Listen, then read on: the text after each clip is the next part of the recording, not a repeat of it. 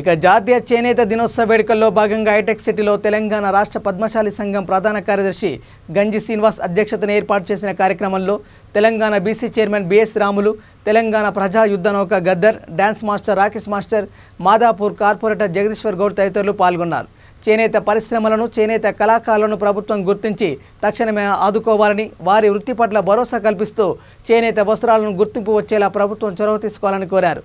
చేనేత వృత్తిలో ఉంటూ అకాల మరణం, ఆత్మహత్యలు చేసుకున్న కుటుంబాలకు 20 లక్షల రూపాయల ఎక్స్గ్రేషియా అందించాలని తెలంగాణ పద్మశాలి సంఘం ప్రధాన కార్యదర్శి గంజి శ్రీనివాస్ నేత డిమాండ్ చేశారు.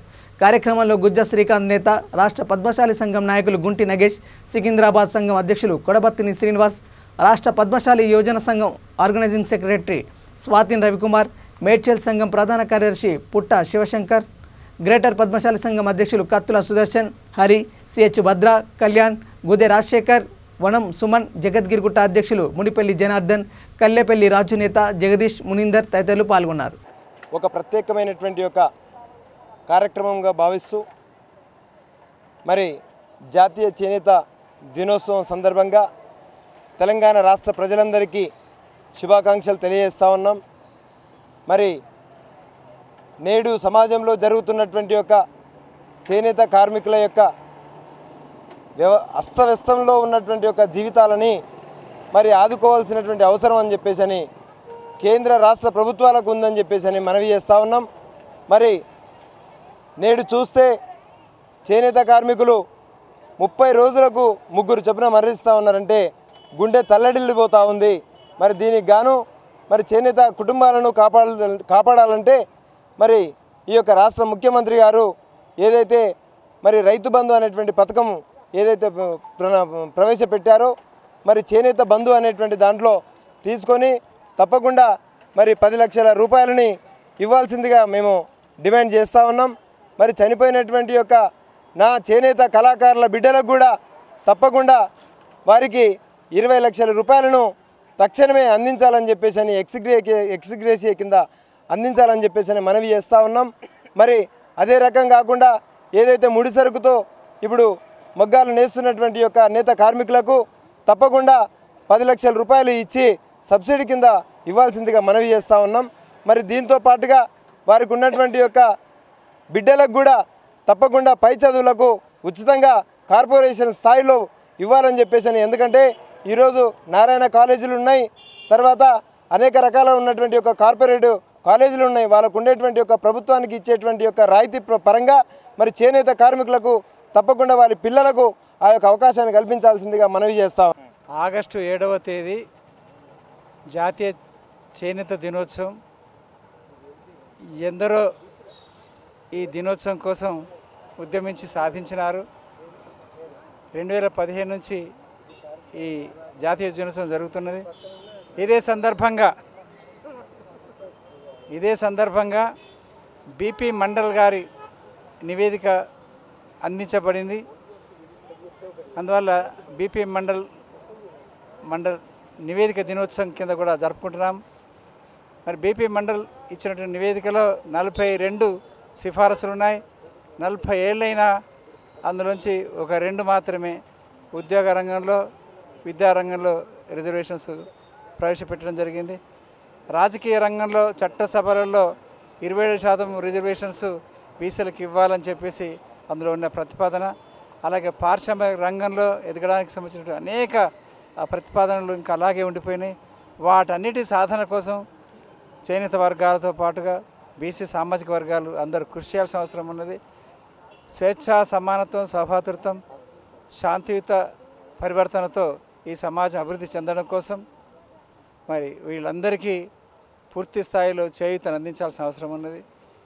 పారిశ్రామిక విప్లవం ద్వారా కొడిగట్టిపోయినటువంటి చేతి వృత్తులకి పునర్వికాసం కోసం చేయాల్సిన కృషి ఎంతో ఉంది. అప్పుడే అందరికీ ఉపాధి కల్పన జరుగుతుంది. డాక్టర్ రామన్నో లోహియా గారు భారీ పరిశ్రమల వల్ల భారతదేశంలో నిరుద్యోగం పెరుగుతుందని, కుటీర పరిశ్రమల ద్వారానే అందరికి ఉపాధి కలుగుతుందని చెప్పడం జరిగింది.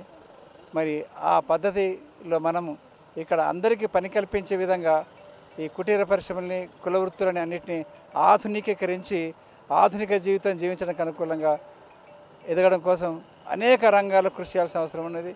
చేనేత కళాకారులు 27,000 మందే కావచ్చు కాక, కానీ పద్మశాలీలు ఈ వృత్తిని వదిలేసినటువంటి వాళ్ళు మొత్తం కలుపుకుంటే 16 లక్షల మంది ఉన్నారు. ఈ 16 లక్షల మంది చేనేత వృత్తి నుంచి బయటకు వచ్చి రకరకాలుగా ఛాయ్ హోటళ్ళు, కిరాణా షాపులు, బట్టల షాపులు ఇలా అనేక రంగాల్లో స్థిరపడుతున్నారు.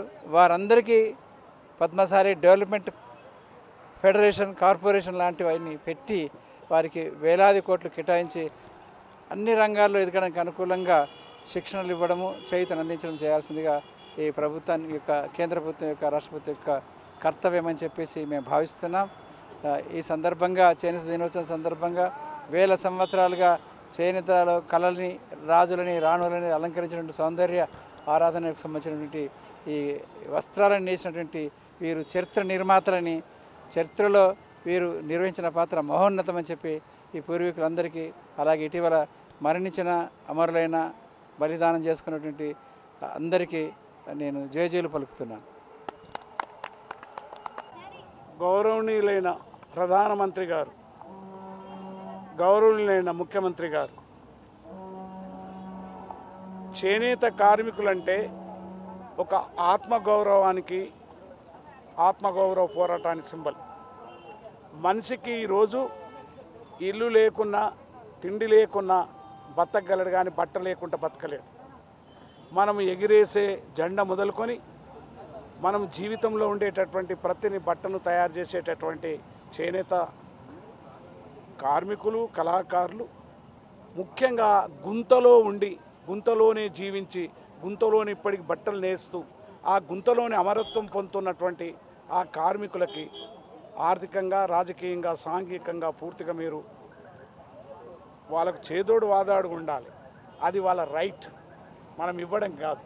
ఎందుకంటే వాళ్ళ వృత్తిని మనము తీసుకున్నప్పుడు ఆ వృత్తి కళాకారులకు అందరికీ మనము పూర్తిగా ప్రభుత్వం బాధ్యత తీసుకోవాలని ఈ సందర్భంగా నేను విజ్ఞప్తి చేస్తున్నాను.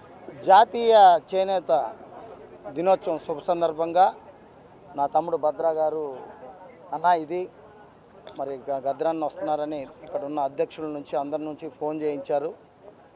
సో ఈరోజు ప్రభుత్వం కూడా చొరవ తీసుకొని వాళ్ళు డిమాండ్ చేసినవన్నీ కూడా వాళ్ళకి న్యాయం చేయాలని నేను మనస్ఫూర్తిగా కోరుకుంటూ, అలాగే అందరి పెద్దలకి ధన్యవాదాలు తెలుపుకుంటూ ఈరోజు చేనేత దినోత్సవం శుభ సందర్భంగా నేను మిమ్మల్ని కలవడం చాలా ధన్యవాదాలు.